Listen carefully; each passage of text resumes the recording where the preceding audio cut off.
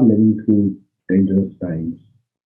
The moment the pandemic has started to recede, we now have a full-fledged war, an invasion by a very large country to a small one. And looking at my background, I think it's pretty obvious where my sympathies lie.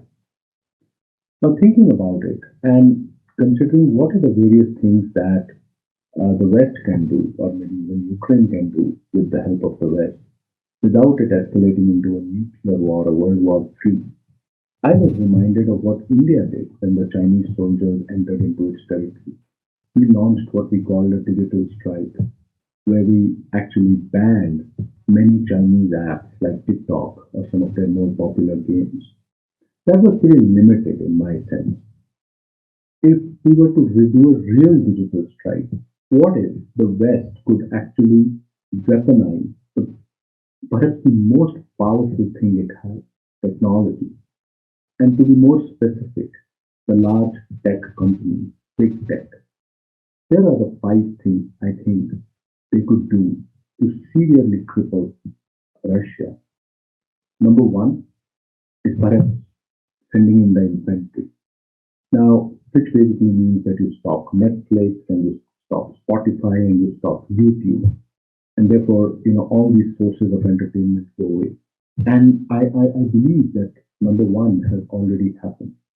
But if we were to escalate it to number two, which also I think it has happened, and number two would be like sending in the tanks probably, or dropping 500 kiloton bombs. Then actually it means that you stop Apple selling into Russia or Microsoft selling into Russia, stop the social networks of Meta or Facebook and Twitter. That would be number two and could seriously inconvenience citizens. But again, ratcheting it up to cruise missiles would be number three.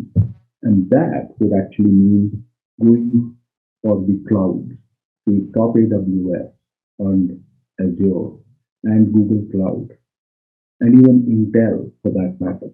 Now, Intel, it seems, has already said it's not going to sell in Russia. The other three, I think it's a matter of time. Most of the world's websites, most of the world's internet runs on these three clouds, and that would severely cripple Russia's internet system. There is the Alibaba cloud, which Russia could move to, and I'm sure they could do on-prem and there would be some local clouds. But these three are the big clouds and could severely impair the entire digital ecosystem of Russia. Ratcheting it up even further to number four, almost a nuclear tech strike, would be actually focusing on the app stores.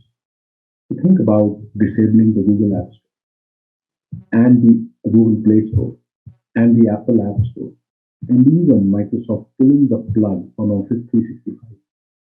Can you imagine a world without Excel and without all the apps in your ecosystem? That, in my opinion, is going to almost bring a country to its knees. But then there's the fifth one, ratcheting up even further. And the fifth one is actually to go after the infrastructure, the very infrastructure of the internet, the very infrastructure of computing. Suppose we were to stop the undersea cables, the DNS servers, which are mostly outside Russia, the satellites like Starlink, which Elon Musk is already talking about. That, in fact, would be a real nuclear digital strike, a post-nuclear digital strike, if it may. And so these are the five ways I think we can actually weaponize technology or big tech, to be more precise, to bring a country, any country, on its knees. Now, I'm pretty sure that as you're listening to this, you must be wondering whether this is possible. Yes. Is it feasible? Largely. Is it the right thing to do? Well, it's better than World War III. And yes, it's going to be more the citizens of Russia or any other country which will be inconvenienced rather than the government. But take all of these things away from a few hundred million people and see how much they resent it and how much they go against their own government to bring all this stuff back.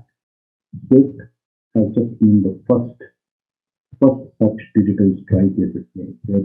The whole payment mechanism to and from Russia has been crippled.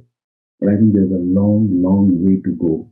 You might not want to think about conventional war or nuclear war when you've got these massive tech weapons epitomized by the big tech companies in your hands to weaponize. What do you think? I know it's controversial, and therefore I would love to hear more about it. Thank you.